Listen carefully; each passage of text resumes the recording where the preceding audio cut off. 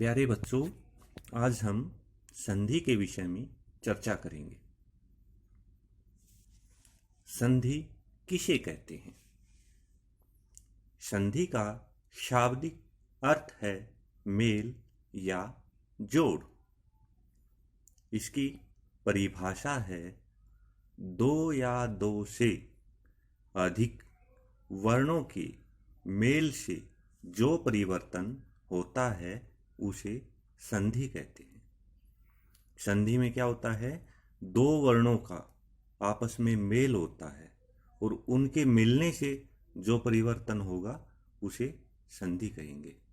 जैसे विद्या जमा अर्थी विद्यार्थी। संधि के कितने भेद होते हैं?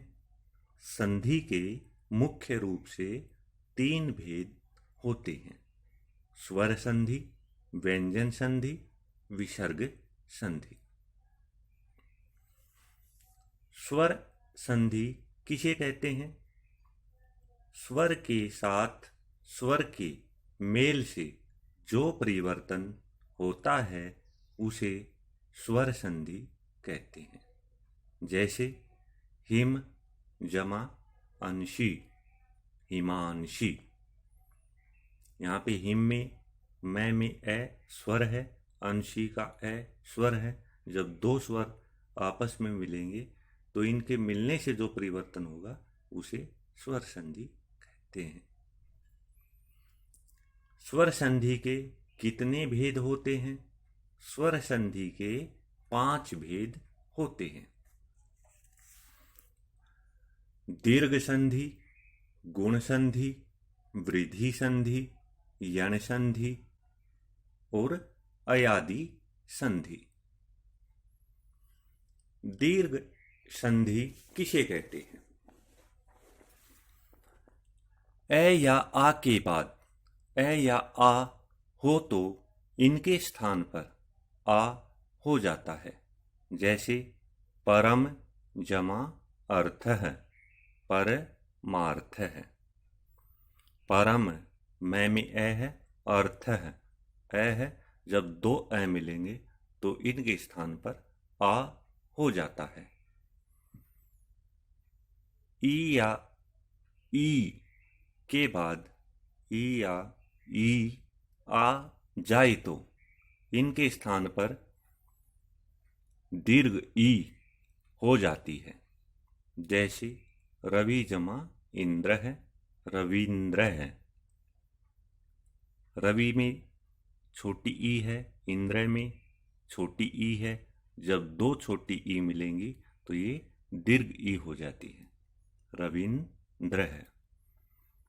ऊ या ऊ के बाद ऊ या ऊ हो तो इनके स्थान पर दीर्घ ऊ हो जाता है। जैसे सुजमा उक्ति ही, सुक्ति ही। री के बाद री हो तो इनके स्थान पर दीर्घ री हो जाती है। जैसे पितृजमा ऋणम, पितृणम। इसके बाद है गुण संधि किसे कहते हैं? ए आ के बाद ई या दीर्घ ई हो तो इनके स्थान पर ए हो जाता है। जैसे नर जमा इंद्र है, नरेंद्र है। ए या आ के बाद ऊ या ऊ हो तो इनके स्थान पर ओ हो जाता है। जैसे सूर्य जमा उदय है, सूर्योदय है। ए आ के बाद री हो तो दोनों के स्थान पर अर हो जाता है। जैसे महाजमा ऋषि, महर्षि। ए आ के बाद लरी हो तो इनके स्थान पर अल हो जाता है। जैसे तव जमा लरीकार है, त्वलकार है। वृद्धि संधि किसे कहते हैं? ए आ के बाद ए या आई हो तो इनके स्थान पर आई हो जाता है। जैसे सदा जमा एव, सदैव। ए आ के बाद ओ या औ हो तो इनके स्थान पर औ हो जाता है। जैसे महाजमा औषधि, महोषधि।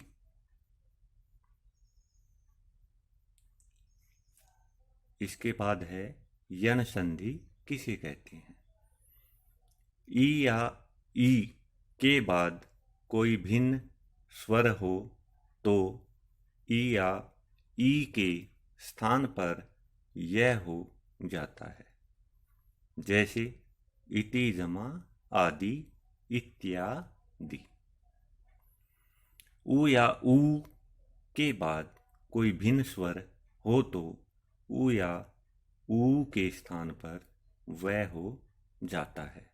जैसे सुजमा आगतम, स्वागतम। री के बाद कोई भिन्न स्वर हो तो री के स्थान पर र हो जाता है। जैसे पितृजमा आज्ञा, पित्राज्ञा। लरी के बाद कोई भिन्न स्वर हो तो लरी के स्थान पर लय हो जाता है। जैसे तव जमा लरीकार है, त्वलकार है। इसके बाद है अयादि संधि। अयादि संधि किसे कहते हैं। ए के बाद कोई भिन्न स्वर हो तो ए के स्थान पर अय हो जाता है। जैसे ने जमा अनम, नयनम। ओ के बाद कोई भिन्न स्वर हो तो ओ के स्थान पर अव हो जाता है। जैसे पो जमा अनह, पवनह। आई के बाद कोई भिन्न स्वर हो तो आई के स्थान पर आय हो जाता है। जैसे नई जमा अकह, नायक है। ओ के बाद कोई भिन्न स्वर हो तो आव के स्थान पर आव हो जाता है। जैसे पौ जमा अकह, पावक है। तो ये प्यारे बच्चों, आज हमने स्वर संधि के भेद कितने हैं, इनकी व्याख्या हमने आज पढ़ी है।